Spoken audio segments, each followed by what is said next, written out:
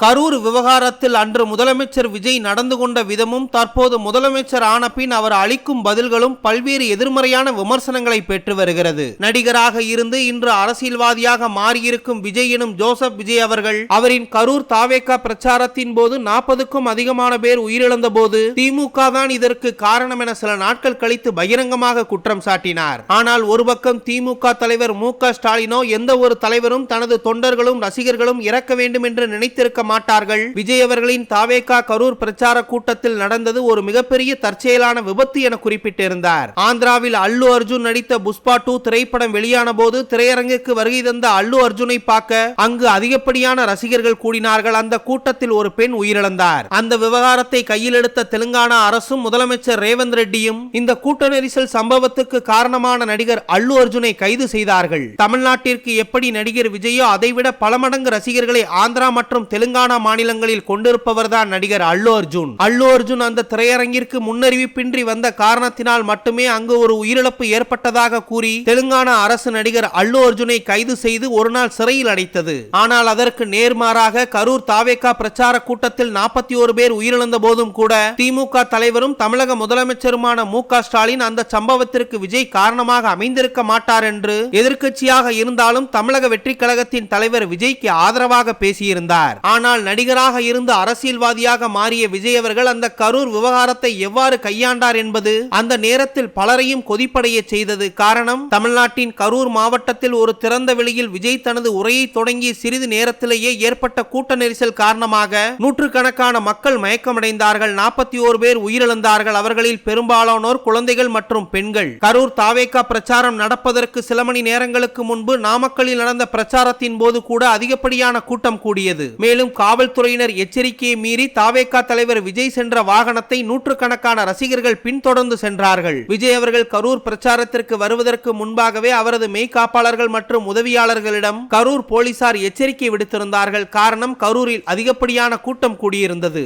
ஆனால் நேற்று கரூரில் உயிரிழந்த குடும்பத்தினருக்கு அரசு பணி வழங்கும் நிகழ்வில் பேசிய முதலமைச்சர் விஜய், காவல்துறையினர் எங்களுக்கு எச்சரிக்கை விடுக்கவில்லை, அதன் காரணமாகத்தான் இவ்வளவு பேர் பலியானதாகவும் காவல்துறையினர் அப்போது எச்சரிக்கை விடுத்திருந்தால் நான் பிரச்சாரத்தை ரத்து செய்துவிட்டு சென்னை கிளம்பியிருப்பேன் எனவும் குறிப்பிட்டிருந்தார். அப்படி அந்த நேரத்தில் தமிழ்நாட்டின் பல பகுதிகளில் விஜய் அவர்கள் பிரச்சாரம் செய்த போது ரசிகர்கள் அதிகமாக கூடியிருந்த பகுதிகளில் தாவேகா தரப்பினர் பிரச்சாரத்தை காவல்துறையினர் தடை செய்தார்கள். அப்போது அந்த தடையை ஏற்றுக்கொள்ளாத தற்போதைய முதலமைச்சர் விஜய், காவல்துறையினரும் ஆளும் கட்சியினரும் தாவேகாவை பிரச்சாரம் செய்ய விடாமல் தடுப்பதாக விஜய் பகிரங்க குற்றச்சாட்டு வைத்திருந்தார். ஆனால் இன்றோ காவல்துறையினர் எங்களை தடுத்திருந்தால், பிரச்சாரத்தை ரத்து செய்திருந்தால் அந்த கூட்ட நெரிசல் சம்பவத்தை தவிர்த்து நான் சென்னைக்கு கிளம்பியிருப்பேன் என்று விஜய் கூறுவது முற்றிலும் முரணாக இருப்பதாக அரசியல் வல்லுநர்கள் பல்வேறு தொலைக்காட்சி விவாதங்களிலும் கருத்து தெரிவித்து வருகிறார்கள். ஒரு நிமிடம் விஜய் அவர்களின் கரூர் பிரச்சாரத்தை திரும்பி பார்த்தால் விஜய் அவர்கள் குறிப்பிட்ட அந்த பகுதியில் பல்வேறு ரசிகர்களும் தொண்டர்களும் ஒட்டுமொத்தமாக கூடியிருந்த சூழ்நிலையில் விஜய் அவர்கள் வந்த பிரச்சார பேருந்தை 400 மீட்டர் தொலைவிலேயே காவல்துறையினர் நிறுத்த சொல்லிவிட்டார்கள். ஆனால் தாவேகா கட்சியினரும் விஜய் அருகில் இருந்த அவரது உதவியாளர்களும் நாங்கள் கேட்ட பகுதியில் பிரச்சாரம் செய்தால் மட்டுமே விஜய் அவர்களால் தெளிவாக பேச முடியும் எனவும் தொலைக்காட்சி நேரலை மற்றும் பிராட்காஸ்ட் இவர்களுக்கு அந்த பகுதியில் மட்டுமே சரியான சிக்னல் கிடைப்பதாக விஜய் தரப்பினர் காவல்துறையினருக்கு தெரிவித்து விட்டார்கள். வேறு வழியில்லாமல் காவல்துறையினரும் அந்த கூட்ட நெரிசலை சமாளிக்க முடியாமல் விஜய் அவர்களை அந்த பகுதிக்கு கொண்டு செல்ல அழைத்து வர விஜய் அவர்களை பார்த்தவுடன் ஆர்வ மிகுதியில் அங்கிருந்த ஆயிரக்கணக்கான மக்களும் விஜய் அவர்கள் வந்த பேருந்தை நோக்கி முண்டியடித்தார்கள். ஒரு கட்டத்தில் விஜய் அவர்கள் பேசிக் கொண்டிருக்கும் போதே பல நூறு கணக்கான மக்கள்கள் அங்கு மயங்கி விழ மிகப்பெரிய பதற்றம் ஏற்பட்டது. ஏன் விஜய் அவர்களே பிரச்சார வாகனத்திலிருந்து கீழே இருந்த ரசிகர்களுக்கு தண்ணீர் பாட்டிலை தூக்கி எறிந்தார். ஒரு கட்டத்தில் அதிகப்படியான கூட்டத்தில் விஜய் அவர்களை பார்ப்பதற்காக அவரது ரசிகர்களும் தொண்டர்களும் மின்சாரம் இருக்கும் டிரான்ஸ்பார்மரில் ஏற உடனடியாக காவல்துறை தரப்பினர் மின்சாரத்துறைக்கு எச்சரிக்கை விடுத்து மின்சாரத்தை துண்டித்தார்கள். அப்போதும் தனது பிரச்சாரத்தை நடத்த விடாமல் எதிர்க்கட்சியினர் மின்சாரத்தை துண்டிப்பதாக விஜய் அவர்கள் குறிப்பிட்டிருந்தார். மேலும் ஒரு கும்பல் கூட்ட நெரிசலை தாங்காமல் அங்கிருந்த ஜெனரேட்டர் பெட்டியின் தடுப்புகளை உடைத்தெறிந்து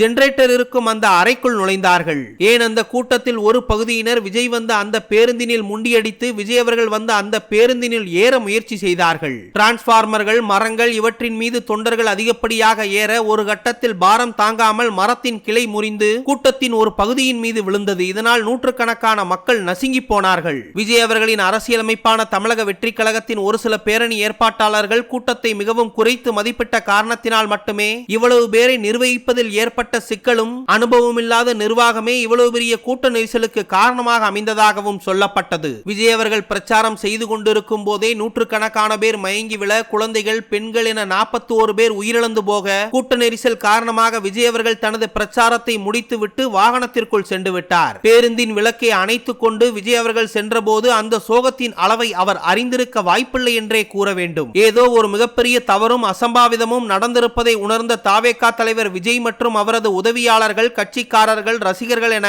அனைவரும் அந்த இடத்தை விட்டு வெளியேறி சென்றார்கள். அருகில் உள்ள விமான நிலையத்திற்கு விரைந்து சென்ற தாவேகா தலைவர் விஜய் தனது தனிப்பட்ட விமானத்தில் சென்னைக்கு புறப்பட்டார். அவர் கிளம்புவதற்கு முன்பாக இத்தனை பேர் உயிரிழந்து விட்டார்களே, இதற்கு என்ன சொல்ல போகிறீர்கள் என்று திருச்சி விமான நிலையத்தில் பத்திரிகையாளர்கள் கேள்வி எழுப்பும் போது கூட அவர் எந்த ஒரு பதிலும் சொல்லாமல் அவரது தனி விமானத்தில் ஏறி சென்னைக்கு புறப்பட்டு சென்றார். எந்த ஒரு அனுபவமும் இல்லாமல் கூட்டத்தை நிர்வகிக்க தவறிய தாவேகா நிர்வாகிகளால் நடந்த அந்த கரூர் கூட்ட நெரிசலில் 41 பேர் உயிரிழந்ததாக எதிர்க்கட்சிகள் குற்றம் சாட்டினார்கள். உண்மையை சொல்ல போனால் அந்த நேரத்தில் விஜய் அவர்கள் கைது செய்யப்படுவார் என்று கூட எண்ணப்பட்டது. இந்த சம்பவம் நடந்து ஓரிரு நாட்கள் கழித்தே விஜய் அவர்கள் ஒரு வீடியோ காணொளி மூலம் தனது ரசிகர்கள் மற்றும் தொண்டர்களுக்கு ஒரு அனுதாப செய்தியை கொடுத்தார். அந்த வீடியோவில் கூட இத்தனை பேர் உயிரிழப்பிற்கு தான் காரணம் என்று விஜய் அவர்கள் குறிப்பிடவில்லை. எதிர்க்கட்சிகள் தான் இதற்கு காரணம், குறிப்பாக ஆளும் கட்சி திமுக தான் இத்தனை பேர் உயிரிழந்ததற்கு ஒரு மிகப்பெரிய காரணம் என்று விஜய் அவர்கள் குற்றம் சாட்டினார். ஆனால் பத்திரிகைக்காரர்கள் கரூர் மக்களிடம் கேள்வி எழுப்பிய போது மாலை 4 மணி முதலே விஜயை பார்ப்பதற்காக அங்கு ஏராளமான பேர் கூடியிருந்ததாகவும், விஜயை பார்த்தவுடன் ஆர்வ மிகுதியில் பசி பட்டினியில் இருந்த அனைவரும் பேருந்தை முண்டியடிக்க,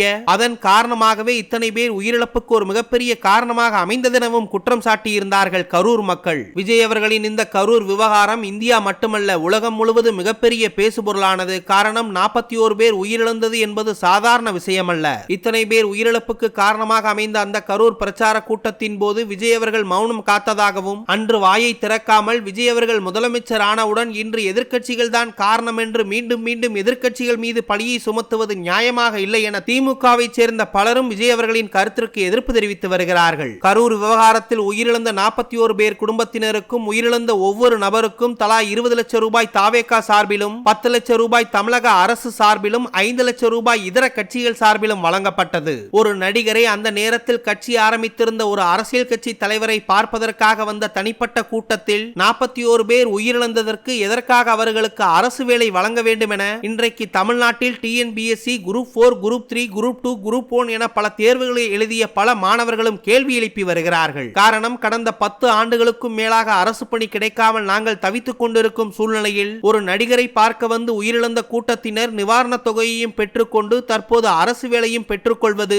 எந்த விதத்தில் நியாயம் எனவும் கேள்வி எழுப்பி வருகிறார்கள். 41 பேர் உயிரிழந்த போது கூட கரூருக்கு செல்லாத தாவேகா தலைவர் விஜய் மற்றும் அவரது கட்சியினர் இறுதிச் சடங்கில் யாருமே கலந்து கொள்ளாமல் அனாதையாகத்தான் அத்தனை பேரின் இறுதிச் சடங்கும் நடந்ததாகவும், இன்றைக்கு கிட்டத்தட்ட 8-9 மாதங்கள் கழித்து கரூருக்கு சென்று திமுக மீது பழியை போடுவது எந்த விதத்தில் நியாயம் என்றும், மக்கள் கொத்து கொத்தாக இறந்து போக புறமுதுகை காட்டி ஓடிப்போன தாவேகா தலைவர் விஜய் இன்று தமிழக முதலமைச்சராக இருந்து கொண்டு வாய்க்கு வந்ததையெல்லாம் பேசிக்கொண்டு இருக்கிறார் என திமுக கட்சியினர் கடும் சாடலை விஜய் அவர்கள் மீது தெரிவித்து வருகிறார்கள். உயிரிழந்த ஒவ்வொரு பேர் குடும்பத்தினரையும் நேரில் வந்து சந்திக்காமல் அத்தனை பேர் குடும்பத்தினரையும் சென்னைக்கு அழைத்து மகாபலிபுரத்தில் உள்ள ஒரு தனியார் விடுதியில் அவர்களுக்கென்று அறையை ஒதுக்கி அடுத்த நாள் சொகுசாக அவர்களை பார்த்து ஆறுதல் தெரிவித்த விஜய் அவர்கள் பெரியவரா, அல்லது அந்த சம்பவம் நடந்த அன்றே கரூருக்கு விரைந்து அந்த மக்களிடம் ஆறுதல் தெரிவித்த முன்னாள் முதலமைச்சர் மு.க. ஸ்டாலின் அவர்கள் பெரியவரா என இணையதளங்களில் பல்வேறு விவாதங்கள் காரசாரமாக நடந்து வருகிறது.